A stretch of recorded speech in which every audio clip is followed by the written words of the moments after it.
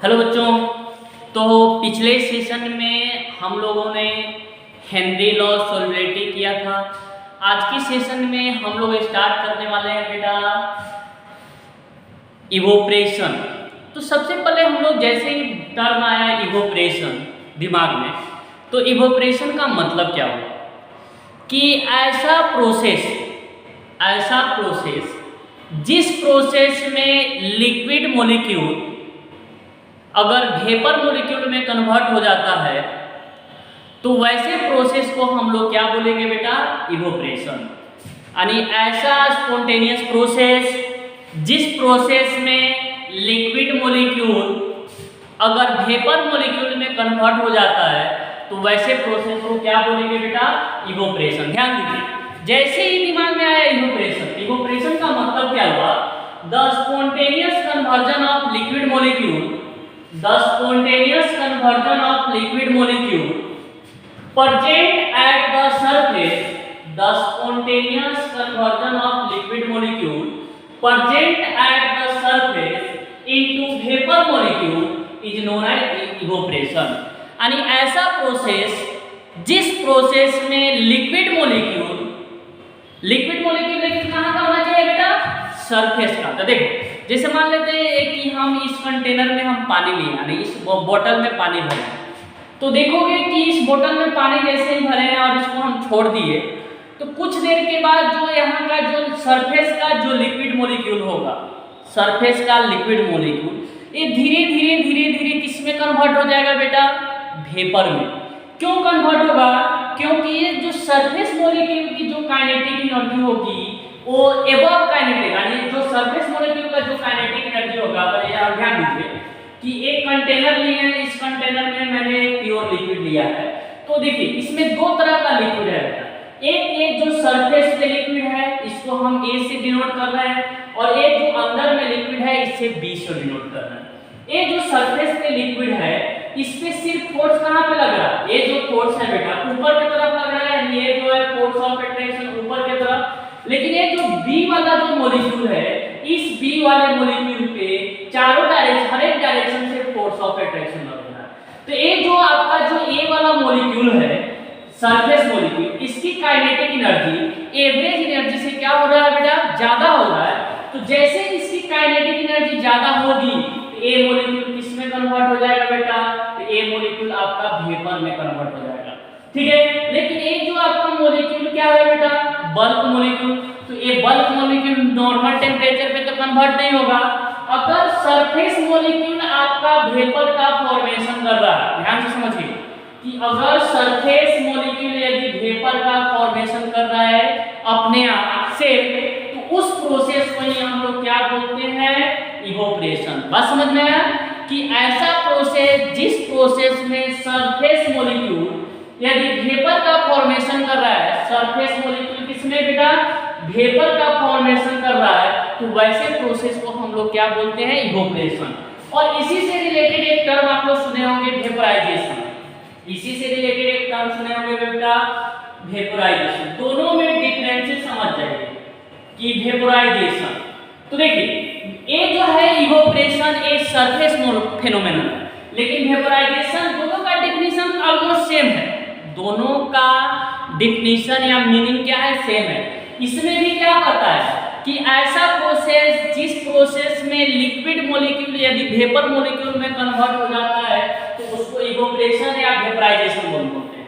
बस दोनों में डिफरेंसेस क्या है कि इवोपरेशन जो होता है वो सरफेस फेनोमेनन है, इवोपरेशन क्या है, सरफेस फेनोमेनन, और वेपराइजेशन आपका क्या है, सरफेस और बल्क दोनों फेनोमेनन है। वेपराइजेशन क्या होगा बेटा, कि सरफेस फेनोमेनन भी होगा साथ साथ बल्क फेनोमेनन। बात समझ में आया, इवोपरेशन किसको बोलते हैं, क्लियर है कि ऐसा प्रोसेस जिस प्रोसेस में लिक्विड मॉलिक्यूल यदि वेपर का फॉर्मेशन कर रहा है, तो लिक्विड मॉलिक्यूल कहाँ का बेटा, सरफेस मॉलिक्यूल। ऐसा प्रोसेस जिसमें सरफेस मॉलिक्यूल यदि वेपर का फॉर्मेशन कर रहा है तो वैसे प्रोसेस को हम लोग क्या बोलेंगे, इवोपरेशन। बात समझ में आया, तो इवोपरेशन क्या होगा बेटा, तो इवोपरेशन आपका सरफेस फेनोमेनन होता है, लेकिन वेपोराइजेशन आपका क्या होगा, सरफेस और बल्क दोनों फेनोमेनन होता है। क्लियर, समझ में आया बात? इवोपरेशन क्लियर हुआ कि ऐसा प्रोसेस जिस प्रोसेस में लिक्विड, कौन सा लिक्विड, सरफेस मॉलिक्यूल जो होगा अगर वेपर में कन्वर्ट हो रहा है तो वैसे प्रोसेस को बेटा हम लोग क्या बोलते हैं, इवोपरेशन। और ये तुम्हारा क्या है, सरफेस फेनोमेनन। बात समझ में? अब देखो, मान लेते हैं कि यहाँ पे अब देखो ऐसा अगर हम जैसे ही किए तो यहाँ पे कुछ ना कुछ लिक्विड मॉलिक्यूल किस में कन्वर्ट हो गया, वेपर में। कुछ ना कुछ लिक्विड मॉलिक्यूल किस में हो गया, वेपर में। जैसे एक प्लास्टिक बोतल में आप पानी रखते हो, प्लास्टिक बोतल में पानी रख के उसके ढक्कन को क्या कर दो, क्लोज कर दो, तो कुछ देर के बाद 2-4 घंटे, 5 घंटे, 10 घंटे के बाद देखोगे कि कुछ लिक्विड मॉलिक्यूल इसके सरफेस पे क्या हो गया होगा, जमा हो गया होगा। कुछ लिक्विड मॉलिक्यूल रूम टेम्परेचर पे भी इसके सरफेस पे क्या हो गया होगा, इकट्ठा हो गया होगा। तो उसी फेनोमेनन को हम लोग क्या बोलते हैं बेटा, इवोपरेशन। अब देखो, अगर मान लेते हैं कि लिक्विड अगर ये जो बोतल है अगर इसको ओपन कर दें, बोतल को क्या करें, ओपन करेंगे तो लिक्विड मॉलिक्यूल वेपर में कन्वर्ट हो जाएगा। लेकिन अगर हम क्या करें, इस बोतल के ढक्कन को हम क्या कर दें, क्लोज कर दें। क्या कर दें, क्लोज कर दें। तो जैसे ही इसको क्लोज करोगे तो जो इवोपरेट हुआ है वेपर मॉलिक्यूल, यानी जो सरफेस का मॉलिक्यूल किसमें, वेपर में कन्वर्ट हुआ है, वो धीरे धीरे फिर क्या होगा, कंडेंस होना शुरू हो जाएगा। तो धीरे धीरे वो मॉलिक्यूल क्या होगा, कंडेंस होगा। तो इसी से रिलेटेड हम लोग कंडेंसेशन बोलते हैं। तो कंडेंसेशन क्या होता है कि ऐसा स्पॉन्टेनियस प्रोसेस, यानी ऐसा प्रोसेस जिस प्रोसेस में वेपर मॉलिक्यूल, कौन सा, जो इस कंटेनर के चारों ओर इकट्ठा हुआ है वॉल पे, तो ऐसा प्रोसेस जिस प्रोसेस में वेपर मॉलिक्यूल यदि लिक्विड मॉलिक्यूल का कन्वर्जन करता है, लिक्विड मॉलिक्यूल में कन्वर्ट होता है, तो वैसे प्रोसेस को बेटा हम लोग क्या बोलते हैं, कंडेंसेशन। बात क्लियर हुआ कि the spontaneous conversion of vapour molecule, the spontaneous conversion of vapour molecule into liquid molecule is known as condensation. तो इवोपरेशन और कंडेंसेशन का डेफिनेशन क्लियर है बेटा सभी को? कोई डाउट है ना, समझ में आ रहा है? इवोपरेशन क्या बोलेंगे कि इवोपरेशन क्या है, तो सरफेस फेनोमेनन। बार बार मैं इस लाइन पे मैं जोड़ कर दे रहा हूँ कि इवोपरेशन क्या है, सरफेस फेनोमेनन। बट वेपराइजेशन क्या है, सरफेस और बल्क दोनों फेनोमेनन होता है। इवोपरेशन का मतलब क्या हुआ कि the spontaneous conversion of liquid molecule at the surface into vapor molecule is known as evaporation. Evaporation is the surface phenomenon. Condensation क्या बोलते हैं कि the spontaneous conversion of vapor molecule into liquid molecule is known as condensation. अब देखिए, एक pure liquid का बात करना है, ध्यान दीजिए कि कोई भी प्योर लिक्विड ले लो, जैसे मान लेते हैं हम वाटर ले लेंगे। अगर वाटर ले लिए तो इवोपरेशन और कंडेंसेशन क्या होता है बेटा, इक्विलिब्रियम में। तो in pure liquid evaporation and condensation are in equilibrium in close container. तो इवोपरेशन और कंडेंसेशन क्या होगा बेटा, इक्विलिब्रियम में होगा। कब होगा, जब मेरा कंटेनर क्या होगा, क्लोज होगा। क्योंकि जैसे ही कंटेनर को तुमने ओपन कर दोगे तो जो लिक्विड वेपर में कन्वर्ट हुआ है वो तुम्हारा रिमूव हो जाएगा, तो फिर तुम्हारा कंडेंस नहीं होगा। इसलिए इवोपरेशन और कंडेंसेशन इक्विलिब्रियम में कब होगा, जब मेरा कंटेनर क्या होगा, क्लोज होगा। बात समझ में आया? Evaporation and condensation are in equilibrium in a close container. तो in a pure liquid evaporation and condensation are in equilibrium in close container. तो इवोपरेशन और कंडेंसेशन किसमें होगा बेटा, इक्विलिब्रियम में। तो रेट ऑफ इवोपरेशन, यानी इसको हम बोल रहे हैं rate of evaporation is equal to the rate of condensation. तो ये तुम्हारा बात समझ में आया, इवोपरेशन और कंडेंसेशन क्लियर है बेटा सभी को? अब देखिए, इवोपरेशन और कंडेंसेशन आपको यदि समझ में आ गया तो हम अब नेक्स्ट टॉपिक की बात कर रहे हैं कि किस किस फैक्टर पे रेट ऑफ इवोपरेशन आपका डिपेंड कर रहा है, कि किस फैक्टर पे रेट ऑफ इवोपरेशन आपका डिपेंड कर रहा है, उसको हम लोग देखेंगे। कि इवोपरेशन और कंडेंसेशन समझ में आ गया अच्छे से आप लोगों को? देखिए, नेक्स्ट टॉपिक हम लोग बात कर रहे हैं factors which affect the rate of evaporation. तो नेक्स्ट टॉपिक लिखिए बेटा कि factors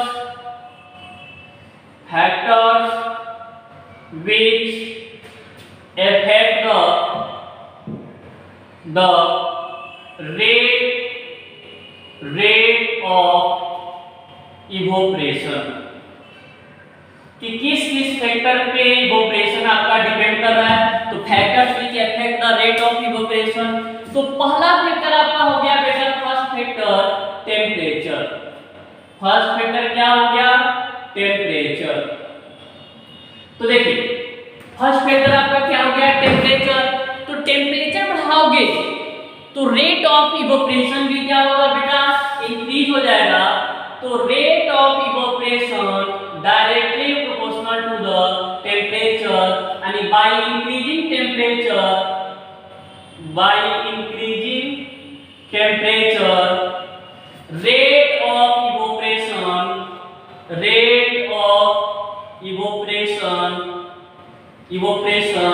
increases. By increasing temperature, rate of evaporation क्या होगा बेटा? इंक्रीज हो जाएगा। यानी टेम्परेचर बढ़ाओगे तो रेट ऑफ इवोपरेशन क्या होगा? इंक्रीज कर जाएगा। दूसरा फैक्टर जो होता है, दूसरा फैक्टर बेटा सरफेस एरिया। सरफेस एरिया, तो सरफेस एरिया क्या होगा? कि rate of evaporation directly proportional to the surface area. Rate of evaporation directly proportional to the surface area. जैसे समझने के लिए, जैसे मान लेते हैं कि ये छोटा कंटेनर है बेटा और ये आपका बड़ा कंटेनर। इसमें भी हम कितना, इसमें हम 100 ml H2O ले रहे हैं, 100 ml H2O, और ये आपका जो बड़ा कंटेनर है इसमें भी आपका कितना होगा? 100 ml H2O लिए। तो अगर एक कंटेनर A है और एक कंटेनर B है, तो rate of evaporation of container B is greater than rate of evaporation of container A। क्यों कंटेनर A का? क्योंकि इसकी सरफेस एरिया क्या है बेटा? कम है, और इसकी सरफेस एरिया ज्यादा है। तो जैसे ही सरफेस एरिया बढ़ाओगे तो रेट ऑफ इवोपरेशन भी क्या होगा? इंक्रीज कर जाएगा। तो दूसरा फैक्टर क्या है कि rate of evaporation depends upon the surface area. By increasing surface area of container rate of evaporation increases. यानी सरफेस एरिया बढ़ाओगे तो रेट ऑफ इवोपरेशन भी क्या हो जाएगा बेटा? बढ़ जाएगा। तीसरा जो मेन पॉइंट है बेटा, ये तो आपका दूसरा हो गया। क्या सभी लिक्विड का रेट ऑफ इवोपरेशन सेम होगा? सबसे पहला ध्यान दीजिए, क्या हर एक लिक्विड का रेट ऑफ इवोपरेशन सेम होगा? सेम रेट से सभी लिक्विड क्या वेपर का फॉर्मेशन करेगा? यस या नो? आप लोग बताइए, क्या सभी लिक्विड सेम रेट से इवोपरेट करेगा? यस या नो? तो नो बेटा। तो तीसरा जो फैक्टर हो गया nature of liquid. Third factor हो गया बेटा nature of liquid. Nature of liquid, तो नेचर ऑफ लिक्विड में क्या होगा बेटा? कि rate of evaporation inversely proportional force of attraction between molecule. Rate of evaporation inversely proportional force of attraction between molecule. यानी जिस मॉलिक्यूल के बीच फोर्स ऑफ अट्रैक्शन ज्यादा होगा उसकी रेट ऑफ इवोपरेशन क्या होगी बेटा? कम होगी। ध्यान से समझिए, जिस लिक्विड का फोर्स ऑफ अट्रैक्शन जितना ज्यादा होगा, मान लेते हैं कि कोई भी लिक्विड है तो वो जो दो मॉलिक्यूल के बीच का फोर्स ऑफ अट्रैक्शन, किसी भी लिक्विड के दो मॉलिक्यूल के बीच का फोर्स ऑफ अट्रैक्शन जितना ज्यादा होगा उसकी रेट ऑफ इवोपरेशन उतना ही क्या होगी बेटा? कम होगी। बात समझ में आया? तो नेक्स्ट फैक्टर क्या है कि rate of evaporation inversely proportional force of attraction between molecule. जैसे मान लेते हैं बेटा, आपको एग्जांपल में दें, जैसे हमने दिया H2O, अल्कोहल दे दिया C2H5OH, फिर मैं ग्लाइकोल दे रहा हूं CH2OH, और एक ग्लिसरॉल दे रहा हूं CH2OH, और ये बेटा आपका CH2OH। ठीक है, ये आपका A है, इसको मैं बोल रहा हूं A, इसको बी, इसको सी और इसको डी। अब आपसे पूछा जाए कि इस चारों जो लिक्विड है, वाटर या इथेनॉल या ग्लाइकोल या ग्लिसरॉल, ध्यान दीजिए, इस चारों मॉलिक्यूल में सबसे ज्यादा रेट ऑफ इवोपरेशन किसका होगा? ध्यान दीजिए, जिसके बीच फोर्स ऑफ अट्रैक्शन कम होगा उसका रेट ऑफ इवोपरेशन क्या होगा बेटा? हाई होगा। तो देखिए ये जो वाटर है, एक वाटर मॉलिक्यूल 4 हाइड्रोजन बॉन्ड का फॉर्मेशन करता है। एक वाटर मॉलिक्यूल कितने हाइड्रोजन बॉन्ड का? 4 हाइड्रोजन बॉन्ड का। ये जो अल्कोहल है आपका इथेनॉल, ये 1 हाइड्रोजन बॉन्ड का फॉर्मेशन करेगा, ये 2 हाइड्रोजन बॉन्ड का फॉर्मेशन करेगा बेटा, और ये देखिएगा तो 3 हाइड्रोजन बॉन्ड का फॉर्मेशन करेगा। तो सबसे ज्यादा हाइड्रोजन बॉन्ड की फोर्स ऑफ अट्रैक्शन कहाँ पे लग रहा है बेटा? तो वाटर में लग रहा है। तो जिसका जितना ज्यादा फोर्स ऑफ अट्रैक्शन होगा उसकी रेट ऑफ इवोपरेशन उतना ही क्या होगा बेटा? कम होगा। तो सबसे कम किसका होगा? H2O का। तो सबसे कम हम लिख रहे हैं A का। A से ज्यादा किसका बेटा? D का। D से ज्यादा किसका? C का। और C से ज्यादा किसका होगा? B का। यही आपका ऑर्डर हो जाएगा किसका? Rate of evaporation. बात समझ में आया? कोई डाउट किसी को? नोट कीजिए।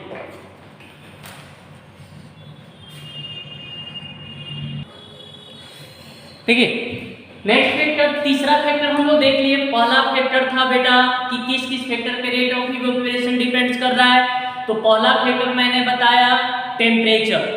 टेम्परेचर बढ़ाओगे तो रेट ऑफ इवोपरेशन क्या हो जाएगा? इंक्रीज कर जाएगा। दूसरा फैक्टर मैंने बताया सरफेस एरिया। सरफेस एरिया बढ़ाओगे तो रेट ऑफ इवोपरेशन इंक्रीज कर जाएगा। तीसरा फैक्टर मैंने आप लोगों को बताया कि नेचर ऑफ लिक्विड। तो जिस लिक्विड के बीच जितना फोर्स ऑफ अट्रैक्शन होगा उसकी रेट ऑफ इवोपरेशन उतना ही क्या होगा बेटा? कम होगा। चौथा फैक्टर है फ्लो ऑफ ड्राई एयर। चौथा फैक्टर क्या है कि flow of dry air over the surface of container. कि कोई भी, जैसे मान लेते हैं कि ये आपका कंटेनर है, इस कंटेनर में आपको लिक्विड भरा हुआ, ध्यान दीजिए, इस कंटेनर में आपका लिक्विड भरा हुआ, तो जैसे ही इसमें ड्राई एयर फ्लो कराओगे, ध्यान देना कि इस कंटेनर में आपका लिक्विड है, अब क्या कर रहे हैं कि इसमें ड्राई एयर फ्लो कराओगे, तो ड्राई एयर का क्या टेंडेंसी होगा कि ड्राई एयर की टेंडेंसी क्या होगी कि ड्राई एयर है tendency to absorb moisture. Dry air क्या करेगा?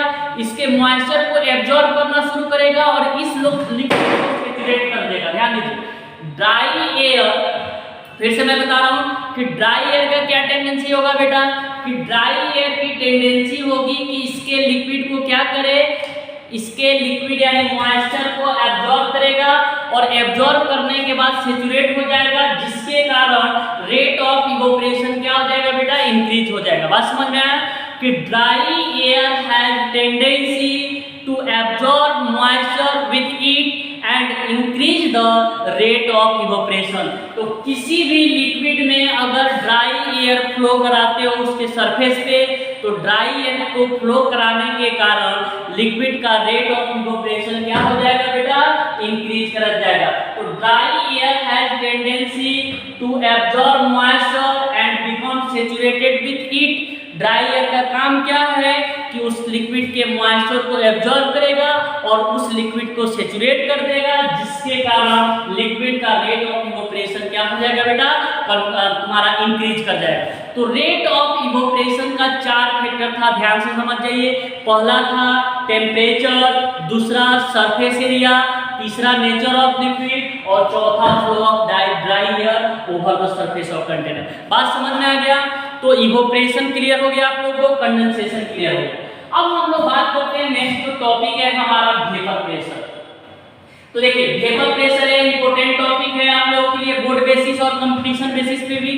तो वेपर प्रेशर क्या करता है कि pressure exerted by vapour force, pressure exerted by vapour force in the condition of dynamic equilibrium, pressure exerted by vapor forms in the condition of dynamic equilibrium over the surface of liquid in closed container is known as vapor pressure। की कह रहा है, ध्यान दीजिए कि ऐसा pressure जो vapour molecule liquid के सरफेस पे जो वेपर मॉलिक्यूल जो प्रेशर एराइज कर रहा है, किस कंडीशन में? तो इक्विलिब्रियम कंडीशन में क्लोज कंटेनर में, उसी प्रेशर को हम लोग क्या बोलते हैं बेटा, वेपर प्रेशर। कि वेपर मॉलिक्यूल जो प्रेशर एराइज करता है, यानी वेपर मॉलिक्यूल के द्वारा जो प्रेशर का फॉर्मेशन होगा, उसी प्रेशर को हम लोग कौन सा प्रेशर बोलते हैं बेटा, वेपर। ध्यान दीजिए, वेपर मॉलिक्यूल, दो वर्ड है, वेपर मॉलिक्यूल के द्वारा जो प्रेशर एराइज होगा उसी को वेपर प्रेशर बोलते हैं। बात समझे कि वेपर मॉलिक्यूल यानी वेपर फॉर्म के कारण, कि कोई भी लिक्विड अगर वेपर का फॉर्मेशन कर रहा है तो उस वेपर मॉलिक्यूल के द्वारा जो प्रेशर का एराइज होगा, किस कंडीशन में, तो डायनेमिक इक्विलिब्रियम कंडीशन में। कब, क्लोज कंटेनर में। तो उसी प्रेशर को क्या बोलते हैं बेटा, वेपर प्रेशर। बात समझ में आया कि वेपर मॉलिक्यूल के द्वारा जो प्रेशर एराइज होता है डायनेमिक यानी इक्विलिब्रियम कंडीशन में, क्लोज कंटेनर में, उसी को क्या बोलते हैं बेटा, वेपर प्रेशर। अगर देखिए, ध्यान दीजिए, यहाँ पे क्या बोल रहा है कि अगर आपका वाटर वेपर हो, कौन सा वेपर हो, यदि आपका वाटर वेपर हो, वाटर वेपर हो, तो उस कंडीशन में वेपर प्रेशर को हम लोग क्या बोलते हैं, एक्वस टेंशन बोलते हैं। कि यदि आपका वाटर वेपर होगा तो उस कंडीशन में वाटर वेपर यानी जो वेपर प्रेशर होगा, उस वेपर प्रेशर को हम लोग एक्वस टेंशन नाम देते हैं। तो in case of water vapour, vapour pressure is known as aqueous tension. बात समझ में आया, क्लियर है आप लोगों को, कोई डाउट नहीं ना। कि देखिए वेपर प्रेशर क्या है बेटा, कि वेपर मॉलिक्यूल के द्वारा जो प्रेशर एराइज होगा इक्विलिब्रियम कंडीशन में, क्लोज कंटेनर में, तो उसी प्रेशर को हम लोग नाम दे देते हैं क्या बेटा, वेपर प्रेशर। और वाटर वेपर के केस में वेपर प्रेशर को हम लोग क्या बोलते हैं, एक्वस टेंशन। समझ में आ गया अच्छे से। अब देखिए, ये जो वेपर प्रेशर है बेटा, ये किस किस फैक्टर पे डिपेंड कर रहा है, तो इसको समझते हैं। तो देखिए, वेपर प्रेशर किस किस फैक्टर पे डिपेंड किया, यानी क्या करने से वेपर प्रेशर चेंज होगा, उसको देखेंगे। तो देखिए, पहला आपका कंडीशन है टेम्परेचर। फर्स्ट कंडीशन क्या है बेटा, टेम्परेचर। तो टेम्परेचर बढ़ाओगे तो वेपर का फॉर्मेशन भी बढ़ जाएगा। ध्यान दीजिए, टेम्परेचर बढ़ाओगे तो रेट ऑफ इवोपरेशन बढ़ेगा। इवोपरेशन का मतलब वेपर बनाने का कैपेबिलिटी भी बढ़ेगा, यानी वेपर जो फॉर्म कर रहा है उसकी एबिलिटी भी इंक्रीज कर जाएगी, टेंडेंसी भी इंक्रीज कर जाएगी। तो वेपर प्रेशर डायरेक्टली प्रोपोर्शनल होता है टेम्परेचर के, यानी टेम्परेचर बढ़ाओगे तो वेपर मॉलिक्यूल की संख्या बढ़ जाएगी, और जब वेपर मॉलिक्यूल की नंबर बढ़ेगा तो ऑब्वियस बात है कि प्रेशर क्या हो जाएगा बेटा, इंक्रीज कर जाएगा। तो by increasing temperature vapour pressure of liquid increases. Temperature बढ़ाओगे तो वेपर प्रेशर भी क्या हो जाएगा, इंक्रीज कर जाएगा। दूसरा कंडीशन क्या है, ध्यान दीजिए कि सरफेस एरिया। तो वेपर प्रेशर डायरेक्टली प्रोपोर्शनल होता है सरफेस एरिया के, यानी वेपर प्रेशर कब, यानी किसी भी कंटेनर की सरफेस एरिया बढ़ा दोगे तो वेपर प्रेशर का वैल्यू भी क्या हो जाएगा, इंक्रीज कर जाएगा।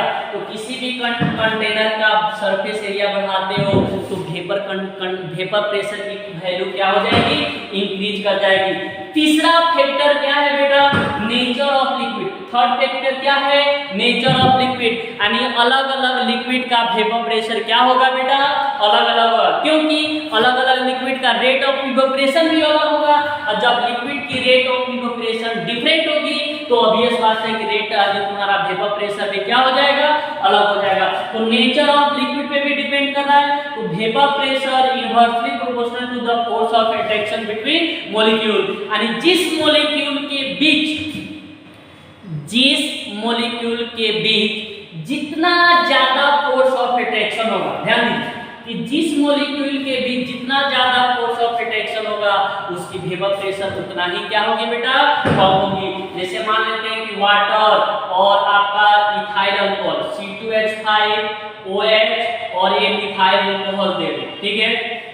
ध्यान दीजिए, वाटर और इथाइल अल्कोहल का बात किया जाए कि वाटर और इथाइल अल्कोहल में वेपर प्रेशर ज्यादा किसका होगा, तो वेपर प्रेशर ज्यादा किसका होगा बेटा, इथाइल अल्कोहल का। कोई डाउट किसी को, क्लियर है, समझ में आ रहा है, मजा आ रहा है, ध्यान से समझ में गया है। वेपर प्रेशर समझ गए कि वेपर प्रेशर किसको बोलते हैं, किस किस फैक्टर पे डिपेंड किया, अच्छे से समझ में, मजा आ रहा है बेटा, क्लियर, समझ में आ रहा है। अब देखिए नेक्स्ट टॉपिक, ध्यान देना।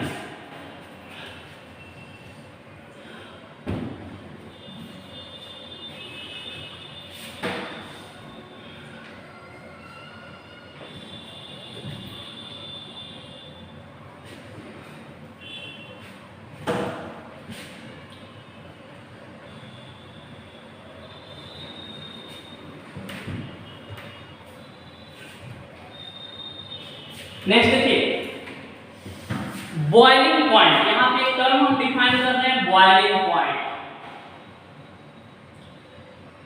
बॉइलिंग पॉइंट, तो बॉइलिंग पॉइंट किसको बोलते हैं ध्यान दीजिए, the minimum temperature at which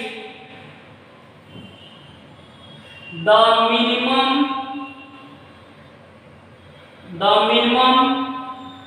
temperature at which the minimum temperature at which the vapor pressure of liquid, the vapor pressure of liquid, the minimum temperature at which the vapor pressure of liquid becomes equal to atmospheric pressure,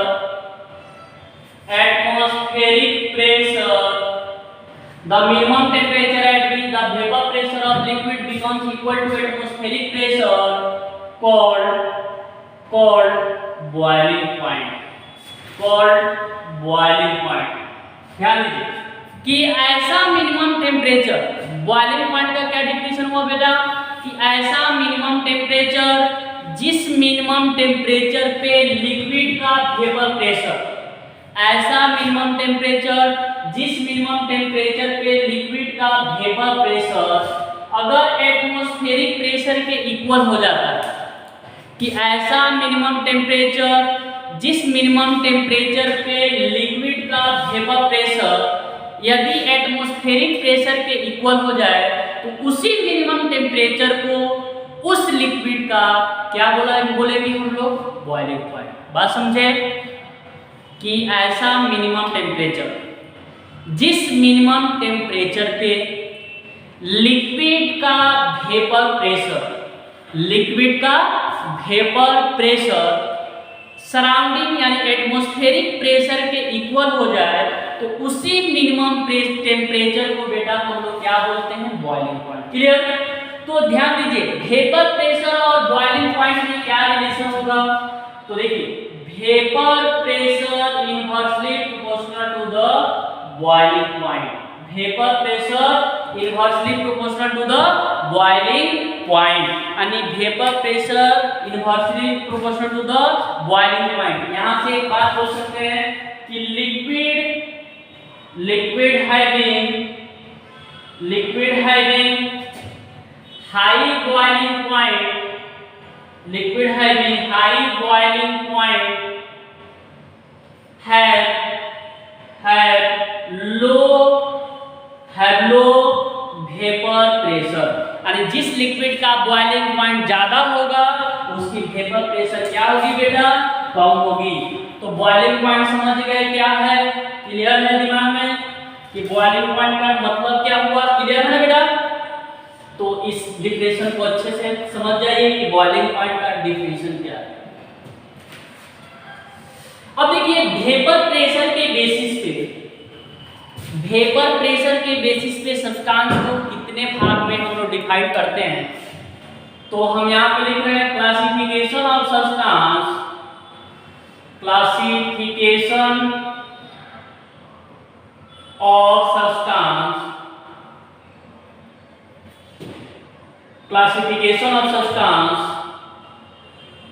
on the basis of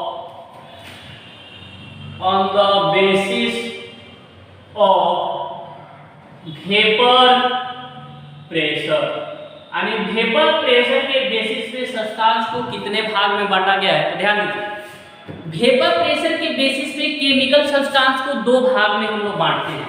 कितने भाग में बेटा divide करते हैं, तो vapour pressure के basis पे chemical substance को दो भाग में डिवाइड करते हैं। एक को बोलते हैं वोलेटाइल सब्सटेंस,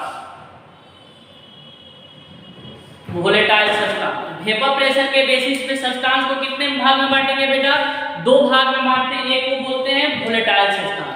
तो वोलेटाइल सब्सटेंस किसको बोलते हैं, कि substance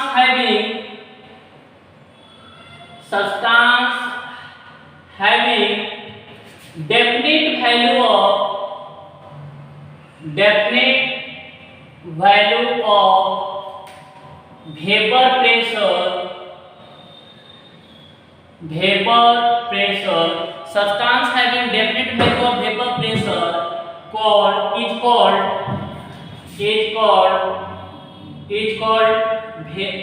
is called volatile substance। करें कि जिस सब्सटेंस की कुछ ना कुछ fix value of vapour pressure होगा, मतलब कोई भी लिक्विड है या कोई भी केमिकल सब्सटेंस है जिसका कुछ ना कुछ वेपर प्रेशर होगा, उसी को क्या बोल सकते हैं, वोलेटाइल सब्सटेंस। या ऐसे भी इसको डिफाइन कर सकते हैं और करके, the substance which can form vapour, the substance which can form vapor, the substance which can form vapor called volatile substance। यानी जिस सब्सटेंस का वेपर का फॉर्मेशन होगा, जिस सब्सटेंस का जो सब्सटेंस वेपर का फॉर्मेशन करेगा, उसी को हम लोग क्या बोलेंगे बेटा, वोलेटाइल सब्सटेंस। तो वोलेटाइल सब्सटेंस के लिए वेपर प्रेशर का वैल्यू 0 के इक्वल नहीं होता है। याद रखिए कि वोलेटाइल सब्सटेंस की जो वेपर प्रेशर का वैल्यू होता है P नॉट क्या है, वेपर प्रेशर, वो 0 के इक्वल नहीं होगा। एग्जांपल में आप देख सकते हैं H2O, अल्कोहल, बेंजीन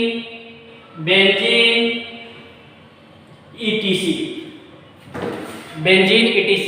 तो वोलेटाइल सब्सटेंस क्या हुआ बेटा, कि ऐसा सब्सटेंस जिसका वेपर का फॉर्मेशन होगा, यानी जो सब्सटेंस वेपर का फॉर्मेशन करेगा, उसी को हम लोग क्या बोलते हैं बेटा, वोलेटाइल सब्सटेंस। जिस सब्सटेंस का वेपर फॉर्मेशन होगा उसको क्या बोलेंगे, वोलेटाइल सब्सटेंस। तो दूसरा क्या हो गया आपका, non volatile substance. Non volatile substance,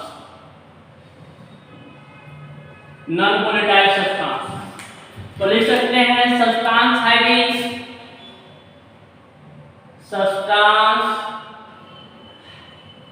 having no definite value of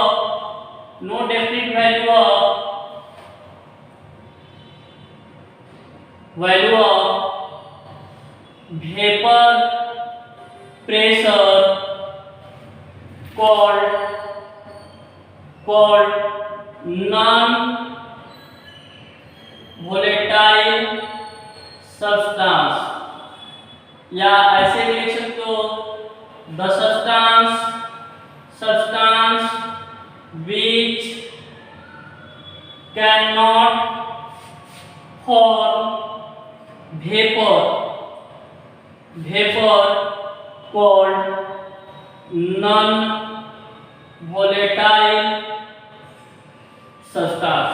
यानी जिस सब्सटेंस का बेटा वेपर का फॉर्मेशन नहीं होगा, उसको हम लोग क्या बोलते हैं, नॉन वोलेटाइल सब्सटेंस। बात समझ में आया कि जिस केमिकल सब्सटेंस का वेपर में फॉर्मेशन नहीं होगा, यानी जो वेपर का फॉर्मेशन नहीं करता हो, उसको बेटा हम लोग क्या बोलते हैं, नॉन वोलेटाइल सब्सटेंस। तो नॉन वोलेटाइल सब्सटेंस की जो P नॉट होगी, P नॉट वो किसके इक्वल बेटा, 0 के। तो vapour pressure of non volatile substance कितना, 0। एग्जांपल लिख सकते हैं कि एग्जांपल आपका क्या होगा, तो जितने भी सॉलिड सब्सटेंस हैं, यूरिया, ग्लूकोज, शुगर etc, इसको हम लोग क्या बोलते हैं, नॉन वोलेटाइल सब्सटेंस। नोट करके एक लाइन लिख लीजिए नोट में कि एज्यूमिंग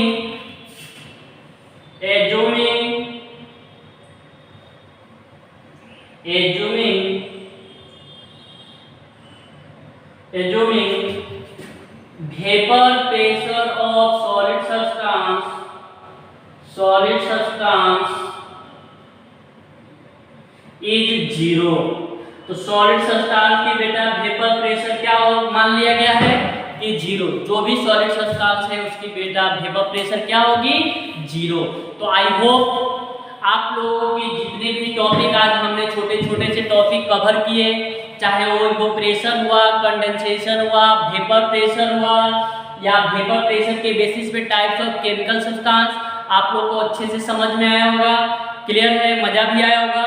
तो अगर समझ में अच्छे से आ गया होगा तो इसका मैं बार बार आप लोगों को बोल रहा हूँ कि नोट्स कॉपी बनाना, क्वेश्चन प्रैक्टिस करना।